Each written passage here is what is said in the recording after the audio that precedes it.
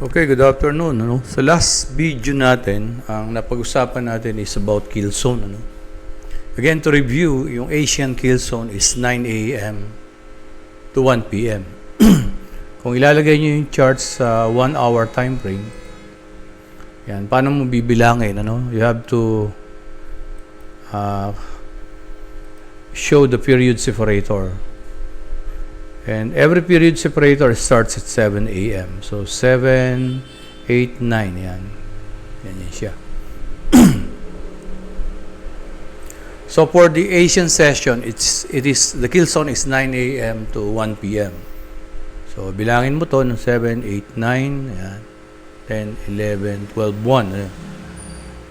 For the London kill zone, it is 3 a.m. to 6 p.m.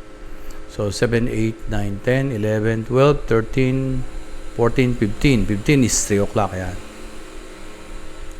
For the New York kill zone naman, for example, to 7, 8, 9, 10, 11, 12, 13, 14, 15, 16, 17, 18, 19, 20.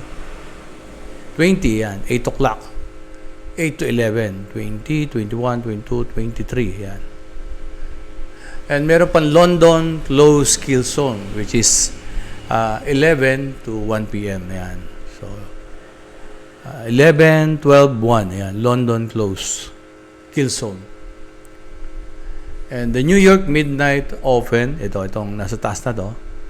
So, ito yung reference kung yung price nasa ibaba ng open. So, varies. At ayan, makita nyo, bumagsak. And if the price is above the open ng midnight, New York midnight open, the price action is bullish. So, last week, the price is below the open, so bearish siya. At sa ngayon, nakita natin bumaba, The price is almost hitting the previous day low last Friday. And then, the next video is the liquidity, What is liquidity naman, Liquidity is refers to areas on the chart where there are a lot of pending buy or sell orders, usually above swing high. Yan. Sa ngayon, ito nakikita natin may swing high dito. So may mga pending orders diyan. Yan. So tina-target ngayon yan, liquidity na yan. Not unless liquidity sweep yung na yon. Yan. So ito kasi malamang magre-react dito sa previous day low ito. Kaya lang, ite-take niya muna yung liquidity. Most likely, ite-take niya muna yung liquidity. Parang ito, di ba? Tingnan nyo. Equal high, sabi niya, Liquidity also can be identify an area where there is a equal high and equal low. So, dito, equal high, Ayan, Ito, liquidity sweep. Last Friday, 12 p.m. ito. 12 midnight, sorry. And then, ayun na nga, nag-drop. But today, ang topic naman natin is about multi-chart. Ito, multi-chart, pero same pair, XAU-USD. Ayan. XAU-USD, XAU-USD, in a 4-hour time frame. So, this is a multi-chart sa isang MT5. And then, kukombine natin ito sa multi-time frame. From H4, pwede natin gawin itong H1, yung gitna. Yung gawing kaliwa naman is 15. Yan, pwede yan, ganyan. Or if you want, yung dulo is H1. Ayan. Sa gitna is 15. And then, itong nasa kaliwa is 1 minute or 5 minutes. Yan. Ganyan.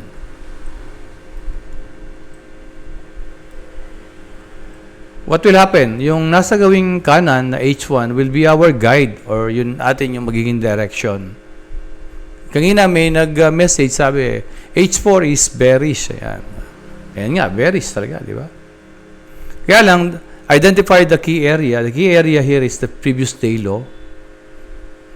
Sigurado magre-react yan.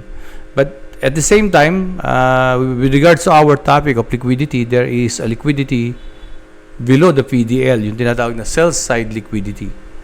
And since yung price naman, hindi dumidiretso yan ng pagbagsak o pagtaas basta-basta, so may posibilidad na magre-react siya sa PDL. At the moment, yung 1R or H4, ang bias or direction niya is bearish. So, yun nga lang, nandun na siya sa PDL. Kanina kasi merong nag-message ng bias dyan. During yung price niya is wala pa dito. Nandito, ang alam ko, nandito pa yung price dito. Ayan, nandiyan pa sa gawin na yan. Around 4,533. And after how many hours, ayan, bumagsak na siya. Tinarget niya yung PDL. Tinatarget niya. And with our topic na with regards to liquidity, na makikita yon below the swing low, ayan. Sa ngayon, meron siyang tinatawag na possible na dito siya merong liquidity sweep. And at the same time, ito, makikita natin itong mga candle na to, they are all green. And from this candlestick na red, so this could act as a order block. Ayan. Order block, below the order block, andun din yung mga liquidity sweep.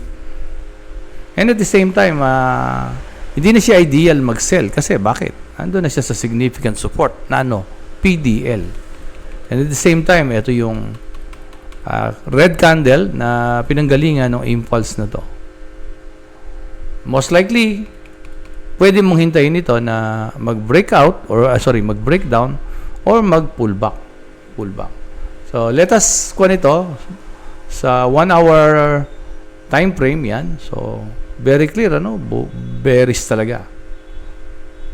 And then, dito rin, ito yung major swing low. Significant support. And then, ayun, makikita mo may kulay blue. Yung kulay blue ko kasi is order block.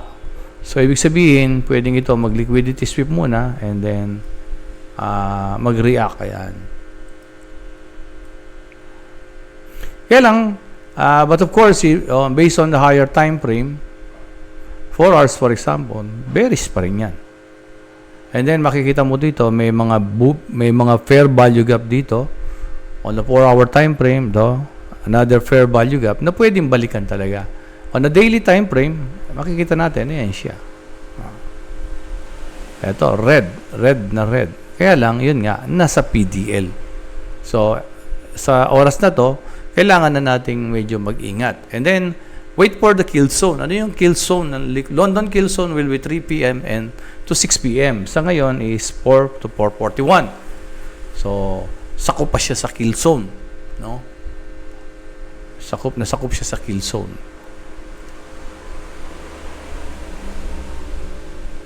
And base na sa aralan natin, the London Open madalas nagsisimula ang malaking galaw. So, and then the New York kadalasang continuation o reversal ng London. So, sa ngayon, pasok ito sa kill zone at gumagalaw siya. Yun nga lang, we have to be very careful because of the VDL. Ayan. Lagay natin sa 1 hour. Anong naging galaw niya? Diba? Bearish. Ayan. And if we're going to wait for the New York, madalas yung New York is a continuation or a reversal. So, remember, baka dito sa sideways muna. And since this is an order block, possible na magkaroon ng pullback. Or, of course, breakdown din. Kaya lang, we need to wait na magkaroon ng clear indication kung saan pupunta yung market. Ayan. Ang maganda lang dito, using the multi-chart, multi-time frame, for example, sinet ko tong first chart ng 1 hour. Nagkaka-idea ako kung lalagay ko yung gitna ng 15 minutes, although na ito naman yung PDL, magiging very confident ka, saan ba talaga pumupunta yung market? Kasi pwedeng, yung iba kasi pagka, lalo na sa pag nasa 1 minute na hindi nila naiisip na baka mamaya nagpo-pullback lang. This is just a pullback. Ayan.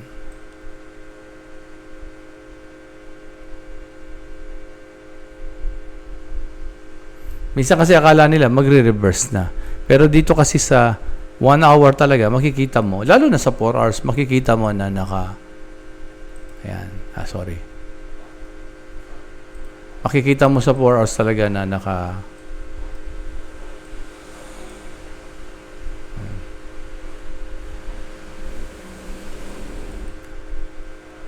naka-berries, ayan, di ba? Ayan. But again, this is a very significant support. So we already know that this is a significant support. And hindi ka pa rin makapag-buy. Bakit? You know that hindi pa tapos, walang liquidity sweep. Na the moment na mag-buy ka, baka mamaya bumalik pa for a final liquidity sweep below the PDL. So, kanina, nakapag-trade ako dito, pababa, ayan. Lagi kong hinihintay yung magkaroon ng rejection na gano'n, yung CRT. Ayan.